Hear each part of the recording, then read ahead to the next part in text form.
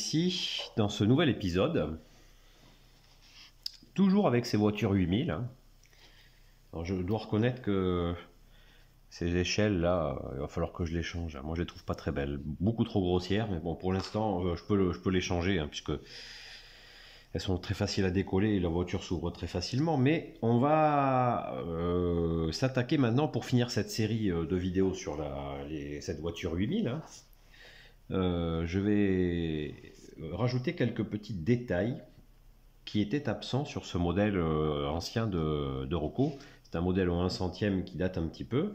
Comme vous l'avez vu dans le précédent épisode, j'ai amélioré la prise de courant et honnêtement, j'en suis satisfait. Je trouve que c'est franchement beaucoup mieux que la dernière fois. Et voilà, je m'attendais à ce que ce soit compliqué, mais au final, pas du tout. Donc je suis très content de l'amélioration de cette prise de courant. Alors j'ai conservé l'ancien système sur celle-ci en fait. Sur celle-ci j'ai conservé l'ancien système pour vous montrer que ça fonctionne aussi. Un tout petit peu moins bien, mais ça fonctionne. Et je vais traiter les deux voitures pour ce qui est de terminer le travail sur ces voitures. Je vais traiter les deux voitures, je vais tout simplement les patiner, les détailler. Voilà. Donc on va travailler sur celle-ci, mais le principe sera le même sur l'autre, sur la livrée jaune et bleue. Dans le petit détaillage, je vais notamment ici peindre les poignées et cette rampe là, pareil de ce côté, et quelques petits détails qui étaient absents. Donc pour ce qui est de peindre sur des détails extrêmement fins comme celui-là, le pinceau c'est assez compliqué, à moins d'avoir un pinceau hyper fin, j'en ai pas. Donc moi j'utilise une méthode relativement simple, une aiguille. Je prends de la peinture. Et alors il faut évidemment ne pas bouger, être quand même assez minutieux. Vous voyez, il ne faut pas bouger, pas trop trembler on va dire. Mais je ne sais pas si vous le voyez à l'image. En étant assez minutieux, on y arrive quand même relativement bien. Voilà, la rambarde vient d'être peinte. Le résultat est plutôt pas mal. On va faire pareil avec la poignée.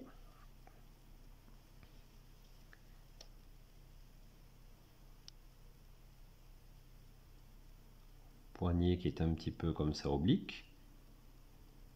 Alors c'est moins visible, parce que le détail est beaucoup plus petit. Mais on est pas mal. Bon, évidemment, il faudra faire pareil sur les quatre côtés, mais si vous voulez, je vais vous montrer. Là, j'ai pris une petite couleur rouge. Pour vous montrer, par exemple, ici, on a une petite poignée. Alors, hop, on va recommencer. On a une petite poignée ici, et qu'il va falloir que je représente. Hop.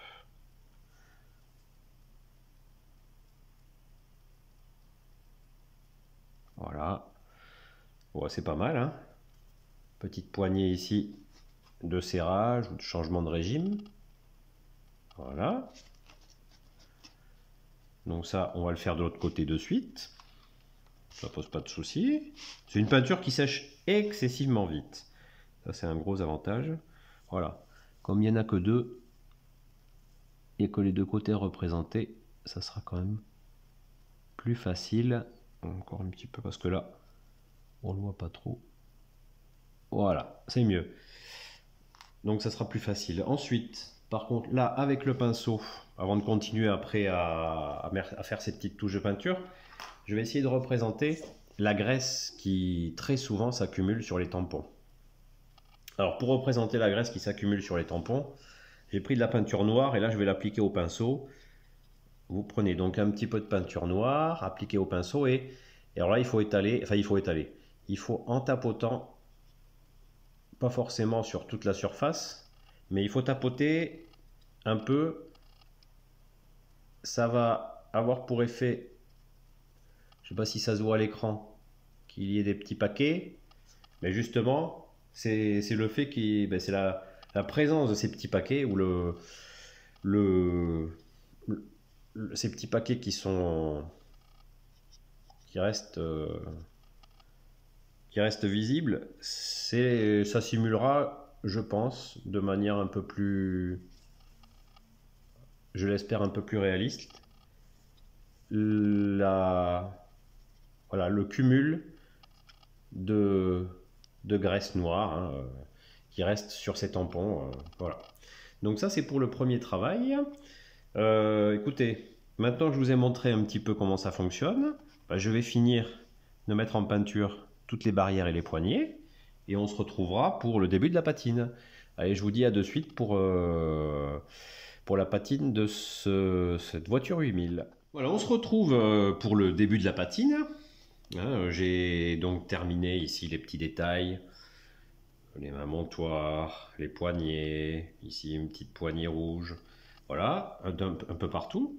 Et maintenant il est temps de commencer le traitement de la patine. Je vais commencer par le toit. Le toit, je me suis aperçu sur plusieurs photos, hein, de ces voitures réelles, que le toit était légèrement, mais très légèrement délavé. Voilà, c'était des véhicules qui étaient quand même très très bien entretenus, hein, dans les années 80-90, qui circulaient donc en Espagne. Et voilà, le soleil, l'effet du soleil essentiellement, faisait que cette partie-là était légèrement délavée, donc un peu plus claire que les faces sur les côtés qui étaient nettoyées régulièrement, là un petit peu moins. Donc pour ce faire, j'ai utilisé de la patine ocre. Et par contre, je ne vais pas l'utiliser pure parce que je pense que ça serait une erreur. Je la dilue fortement dans de l'eau pour pouvoir l'appliquer. Donc là, on y va tranquillement au pinceau. Voilà, j'applique au pinceau cette patine. Je fais d'abord la moitié de la caisse. Et je ferai l'autre moitié tout à l'heure, hein, lorsque j'aurai terminé ce côté-là.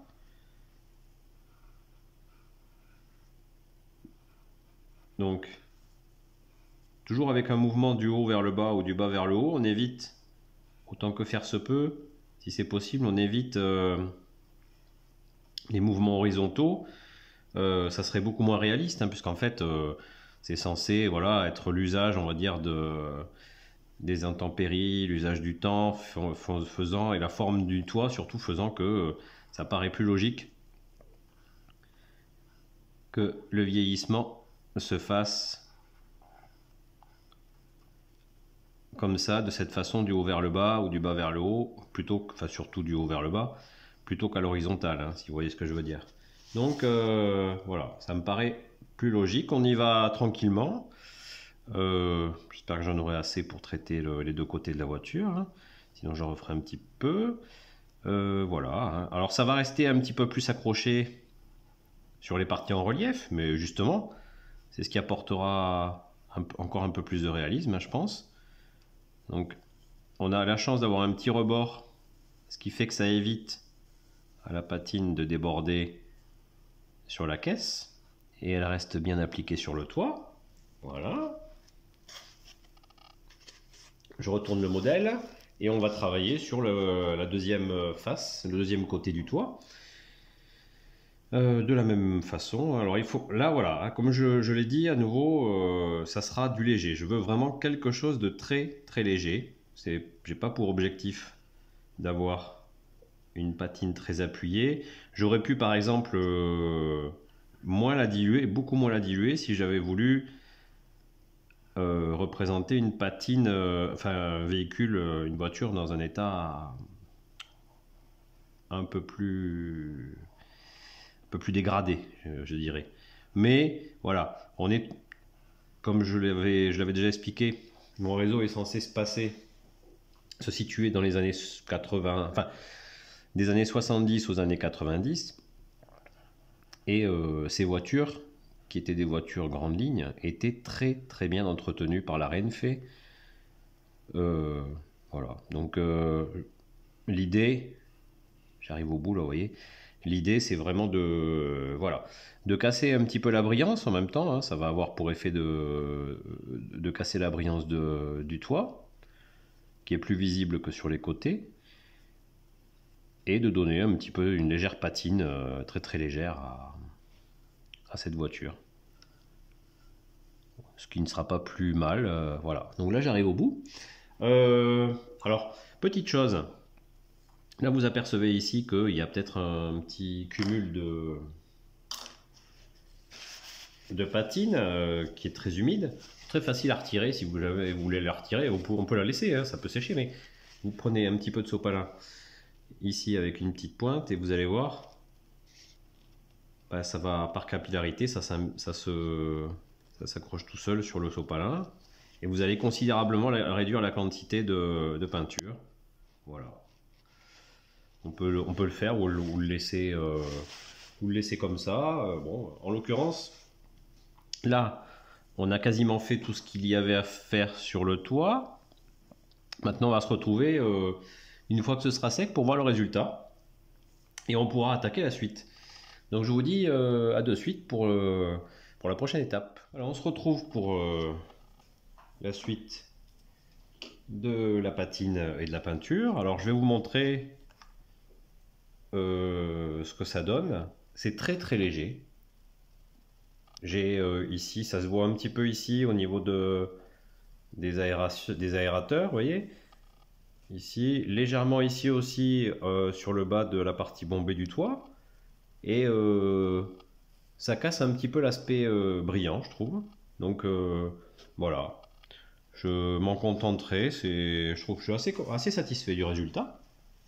Maintenant, je vais m'occuper des roues, des essieux. Hein, vous voyez ces flancs d'essieux là comme ça, ces faces d'essieux sont pas forcément très réalistes. Donc avec une patine marron, on va simuler la rouille qui était bien présente sur ces parties-là d'essieux. Donc on y va tranquillement. On va faire le tour de chaque roue en fait. Hein. Il faut y aller petit à petit. Et au fur et à mesure, je vais tourner mon essieu. Voilà.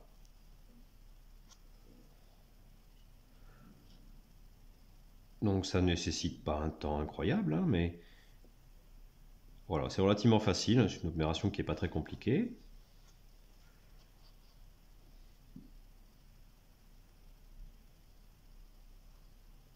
Voilà. Je vais essayer de vous le montrer en gros plan pour vous montrer ce que ça donne. C'est pas sec évidemment, une fois sec ça va être mat. Donc je vais faire ça sur chacun des essieux et sur les deux côtés. Et on va se retrouver pour la suite du travail de patine. Allez, je vous dis à de suite. Après que j'ai traité les essieux, alors ils ne sont pas encore secs, hein, c'est sur du métal, donc le séchage va prendre un peu de temps, mais ça c'est pas grave, hein, puisque là je vais passer une belle couche de noir, de manière très succincte, hein, et on va pas rentrer dans la précision, mais belle couche de noir sur les bogies. Donc là on y va, hein, on badigeonne, en essayant quand même de ne pas en mettre sur les essieux. Déjà peint en marron.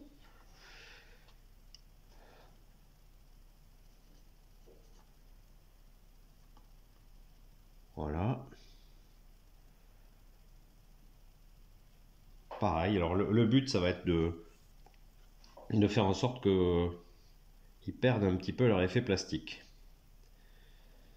C'est juste pour ça. Là, je suis en train de badigeonner toutes les parties. J'essaye de ne pas aller sur la caisse, hein, autant que faire se peut, quand même ça serait pas mal. Voilà. Voilà, pas besoin d'aller dans la précision, hein. Voilà. Je vais vous montrer ce que j'ai fait sur celui-ci. C'est un modèle plus ancien, donc là j'ai travaillé, il a fallu que je travaille un petit peu plus, et j'ai aussi attaqué un petit peu le début de l'attelage, parce que c'est vraiment un vieux modèle, vous voyez, il n'y a pas d'attelage à élongation, donc il a fallu que je travaille un petit peu. Et puis la couleur était grise, alors je sais pas si on le voit de ce côté, vous allez voir. C'était un gris foncé, mais c'était pas noir. Et là, voilà, le résultat est quand même un petit peu plus intéressant. Donc il va bien par contre falloir attendre que ça sèche comme il faut. Et écoutez, je traite tous les bogies et on se retrouvera une fois sec pour la dernière étape de cette petite patine. Donc je vous dis à de suite. Allez, on se retrouve pour la dernière étape de cette patine de ces voitures 8000. Hein. Donc là on est sur... bon, vous voyez que la partie noire que j'avais peinte est quasiment sèche. Là, les essieux sont pratiquement secs. J'ai peint sur du métal, donc ça a mis un petit peu plus de temps à sécher, mais voilà, on est quasiment sur du sec. Je vais réutiliser ma patine marron pour apporter quelques touches de rouille sur les bogies. Donc, je ne vais pas le faire de façon démesurée, mais je vais en apporter un petit peu. Donc, ici, les boîtes d'essieux, je pense que ça peut être pas mal. Les ressorts, ça peut être pas mal. Ça, je sais pas. Mais je vais en mettre. J'ai envie. Ici, j'ai envie aussi. Là, par exemple, ça paraît pas mal. Là, ça paraît pas mal sur l'autre boîte d'essieux. Ici un peu là, ici un peu là. Ces tiges-là aussi sont relativement fins. Voilà. Et avant que la peinture soit totalement sèche, je vais appliquer de la terre à décor que j'ai depuis de nombreuses années. Et là, c'est du brun. Donc j'applique cette terre à décor avec un autre petit pinceau en tapotant légèrement sur les endroits où j'ai appliqué la peinture rouille. Évidemment, après, je vais souffler un petit peu dessus pour retirer le surplus. Et je vous montrerai le résultat une fois sec. Et là, on aura quelque chose, je pense, d'assez intéressant. Donc, on se retrouve dans quelques secondes pour vous, pour que je vous montre le résultat une fois terminé. Voilà, à de suite. Allez, juste avant de vous montrer le résultat une fois terminé, j'ai oublié juste un petit point qui peut être intéressant à patiner, parce que ce sont des petits reliefs que l'on va peut-être apercevoir sous la caisse. Vous voyez, ici, par là.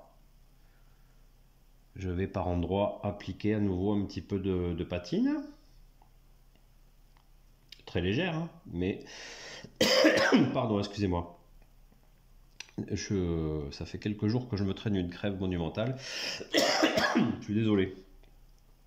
Donc, bon, si ça continue, je vais arrêter la vidéo. Hein. Donc voilà, je fais la même opération, vous voyez, avec un petit peu de patine ocre, de terre à décor, avant que ce soit sec. Et après, je soufflerai un petit peu dessus. Bon, ça permet d'apporter un petit peu plus de relief à la rouille. Et bon, on se retrouve maintenant une fois que tout est terminé. Je vous dis à de suite. Donc on se retrouve sur le réseau pour que vous puissiez voir en gros plan ce que ça donne. Avec ici la vieille voiture de l'ancien Ibertrain. Alors avec, voilà, c'est un gros plan, on aperçoit que la peinture est légèrement brillante, elle n'est pas tout à fait sèche, mais pratiquement. Le châssis, le dessous du châssis, quelques points qui peuvent être visibles sont traités, on les aperçoit. Là on continue, c'est le deuxième bogie qui est traité. Voilà, voilà, là avec la lumière on le voit assez bien en gros plan. Ça paraît très très orangé, très marron, mais en réalité c'est, voilà, sur le réseau c'est beaucoup plus discret. C'est vrai que là la vidéo donne un aspect peut-être un peu trop tranché. Hein. Et là on aperçoit la voiture qui est légèrement plus récente, on voit d'ailleurs la différence de finesse entre les deux bogies. Avec cette voiture Rocco dans une livrée Estrella.